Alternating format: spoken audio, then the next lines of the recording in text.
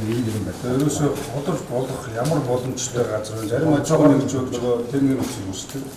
Тэгээд боломжтой боломжгүй гэдэг нөгөө мэдээллийн зөрүү байдаг учраас одоо баяр сайхан дагуулж удааны сүлжээ компани өдөртлөөр одоо нэг ажлын хэсэг явуулсан. Тэгээд судалгаа гараад бас хамгийн боломжтой бүгд одоо нөөцөө ашиглаад тэгээд холбох тийм боломжтой газруудыг бүгдийг олохын ажлыг хийжтэй. Тэгээд цааш нь үүсдэг. Чинь энэ жил хилчин одох ингээд одоо чинь баян шүү дээ. баяр шүү. Шогоон юу байна тийм. 7 гийн өдөр зэвэж шалтгаан. Энэ жил холбох Төмөр зургийн 2 дугаар ингэ байна. Энэ жил олох чинь жилдээ тэр төгрөгийн зарлага тийм. Тэгэхээр тэр бол одоо энэ нэгдээ дахиад шууд ирчилж байгаа. Одоо төгсөн дугаанд олох чинь. нэг бас одоо шийдвэр. Азийн маргаантай асуудлуудаа тийм хүндэстэй асуудал байгаа. Газар зөөлөж асуудал маш их байна. Тэрэнд нь тослох хэрэгтэй бол одоо тийм ялгчны сайд анхаарал татсан. Шуурхай шийд. Одоо зөвхөн шуурхай асуудлыг шийдэж байгаа. Энэ ажил шийдэхгүй, асуудал шийдэхгүй болохоос энэ улсын хөгжил осоод хүмүүс бухимд чинь өчнөө хөгж болно бидэнд байсан харамсалтай цаг хугацаа. Тэгээд ТНТ маргаан, ганцын маргаан, аж ахуйн нэгжийн хоорондын маргаан. Энээс болоод ингээд улсын ажил хойшлогдоод улс их орны хөгжил дэвшлээс хойш нь талаад хүн ард энд нь хохироод ингээд явж байна. Энэ бүхэн дээр одоо аль аль талаас зөмөрөө санаачтай гаргаад ажиллацгаая. Нэг их орноо жоохон бодъё. Тийм их орноо сэтгэлтэй байцгаая. Тэр их чухал байна. За харлаа. Амжилттай.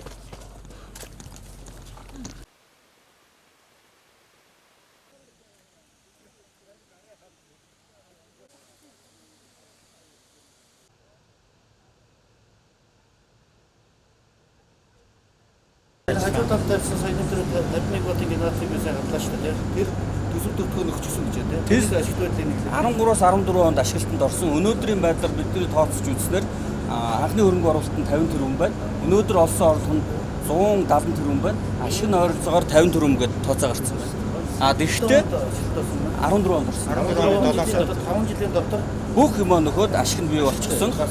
Гэхдээ нөгөө энэ хуучин тоногдууд руугаа нөгөө шилжигдээд явж байгаа ашиг нь бол нөхөл явж байгаа. Одоо энэ хоёр яг энэ ажлын 50-ыг тавьсан дараа бол манай систем хоёр том станцтай болж байгаа. Одоогийн энэ станц чинь тий. Одоогийн чинь 100 тавиад 250-ыг тавиад. Өөр тараана энийг амгалангийн 50. Амгалангийн 50. Амгалан бол ингэснээр бол зөвхөн дулаан үйлдвэрдэг биш цахилгаан үйлдвэрдэг бол. За ингээд энэ 150-д орсны дараа бол бид нэр 250 тийм ээ. Тий. Энд 75. Амгалангийн 50.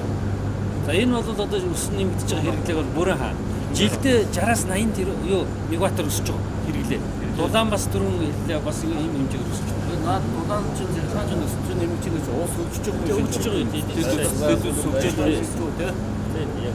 Хот өөрөө томч байгаа юм хийж байгаа. Тэгэхээр тэр одоо өсөлтөд хангаж чадахгүй болчихвол бид одоо санаа зовж байна. Тэрийг амгалан эндээ 100 хийж чадахгүй яг тэр асуудал. Энэ садаа өчрөж байна. Барилгын ажлууд зогсож байна. Замын ажлууд зогсож байна, засвар үйлчлэгээний ажлууд зогсож байна. Та бүхэн ч гэсэн бас энэ хүндрэлтэй нөхцлөөс үүсэж байгаа байх гэж бодож байна. Тийм учраас одоо ажлынхаа график төлөвлөгөөг сайн гаргах ёстой. Нийт одоо өвлийн бэлтгэл ажил бол 66.2% явж байна гэж надад илтгэж байна, тийм ээ? Бэлтгэж байна. Сайн байна. Сая одоо дулааны юугаар орсон, цогн сүлжээгээр орсон. Бас ажил нь давгүй сайн явж байна. Тэгээ энэ Улаанбаатар хот бол одоо ард түмний 50% шүү дээ. Одоо 1.5 сая хүн энэ хотод одоо ажиллаж амьдарч орсон сууж орж гарч байна. Олон мянган барилга байгууламж байна. Нийтдээ одоо 10,500 гаруй одоо барилга байгууламжуудыг одоо дулаан цахилгаанаар хангадаг одоо ажлын нэг хэсгийг бас таа бүх мөн одоо гүйцэтгэж байгаа. Тийм учраас энэ өвөл бол бас жоохон өндгөн өвөл болж магадгүй гэсэн ийм прогноз байгаа. Яагаад гэвэл ус ихтэй эрт хүүтэрч магадгүй. Хүүтний эрт чангарч магадгүй. Тийм учраас энэ Улаанбаатар хот одоо төв суурин газрын ард иргэдийг ая тухтай сайхан үйлжүүлэх явдал бол одоо та бидний ажил энэ өвлийн бэлтгэлийг хэрхэн хангаснаас шалтгаалнаа гэдгийг бас та бүхэн өнөөдөр ойлгож байгаа. Та нар бол ганцхан өвөлтөө золгож байгаа зүйл биш тийм ээ, олон өвлийг давж байгаа. Үйлдвэр хэдэн настай байлаа? 51 жилийн өвлийг давсан тийм ээ. Тэгэхдээ одоо жил ирэх тусам одоо Улаанбаатар хот маань өсөн нэмэгдэж байна. Цахилгааны хангамж нэмэгдэж байна. Жил ирэх тусам 6-аас 8% одоо эрчим хүчний хэрэглээ нэмэгдэж байгааг бас та бүхэн өнөөдөр мэдж байгаа. Нэг өстө хот маань томорч байна. Улс маань бас хөгжиж байгаа. Тэгээ энэ бүхэнтэй та бүхэн маань одоо хөл нийлүүлэн алах зайлшгүй шаардлага байна гэж мэд үзэж байна. Бүгдийг ярьчлаа та бүгд одоо бичээд ингээд авсан баг. Тэгэхээр яг станцын хувьд бол ер нь үндсэндээ өвлийн бэлтгэл ажлыг бол өнгөрсөн одоо ингээ хавраас эхлээд өвлийн бэлтгэл ажил эхэлж байгаа. Одоо энэ графикын дагуу төлөвлөсөн ажил бол хийгдээд явж байгаа. Үндсэндээ бол засварын ажлууд бол 60 бүх засварын ажлуудыг нийтгээд ингээд базаад харахад бол 66.8% ийм гүйцэтгэлтэй байна. Ер нь бол 11 сарын 1-нд бол өвлийн их ачаалт эхэлнэ. За энэ үед бол станц хэвийн өвлийн их ачаалт бэлэн болсон. Хэвийн ажиллагаатай байна. За зүгээр одоо яг засварын ажлууд бол 100 турбин дээр ингээд одоо түрүүн та нар бас орж харсан баг тий задлцсан ингээд засварын ажлууд бол энд явагдаж байгаа. За нүүрс мазут гэдэг одоо манай түлш байдаг. Тэгэхээр энэ одоо үе шаттайгаар бид нар өвлийн их ачаалт нөөцлж авдаг. За тэгэхээр бид нар бол 10 сарын 1-нд бол нэг 70 мянган тонн нүүрстэй байх ёстой. Одоо бол бид нар 45 мянган тонн нүүрс байна талбай дээр. За энэ бол ингээд айжмаар одоо нэмэгдээд явна. Энэ бол графикын дагуу явагдана. За тэгээд 10 сарын 1-нд бол 70 мянган тонн нүүрстэй байх юм аа. За энэ бол бид нар бас төлөвлөсний дагуу хийх. За мазутын хувьд шингийн төлөвч байдаг. За энэ шингийн төлөвчийг бид нар бас хангаж ажиллаж байгаа.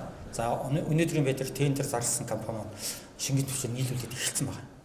Тэгэхээр энэ бол одоо ингээд нийлүүлэхдээ ингээд шингийн төлөвчөө бол авчин гэсэн үг. За тэгээд засварын ажлыг хийгээд гүйцэтгэж. За тэгэхээр бол ингээд манай станц бол одоо өвөлд бэлэн болно гэсэн үг тийм. 9 сарын 15 гэхэд бол одоо өвчтөлийн бэлтгэл ажил бүрэн дууссан байх ёстой. Ягаад гэвэл одоо дулааны хангамжийн асуудал бол эхэлсэн тийм ээ. Тэр хугацаанд бол одоо ажиллаад дуусах ёстой гэдэг ийм чиглэлээр бас өглөө. За мөн эрчим хүчний салбарт толгомдоод байгаа асуудлыг шийдэх чиглэлээр бас ажиллалаа. ТЭЦ-3-ыг 75 МВт-аар өргөх, хамгааллын дулааны станцыг 50 МВт-аар өргөх, за стандартын өмсөн сан одоо шинээр байгуулах гэсэн ийм асуудлуудаар бол тодорхой шийдвэрийг засгийн газраас гаргахаар бол одоо тогтлоо. Тэгэхээр удахгүй бол бас энэ үйлчлэлийн бэлтгэл эрчим хүчний салбарын асуудлуудаар бол тодорхой шийдвэр бол засгийн газраас гаргана.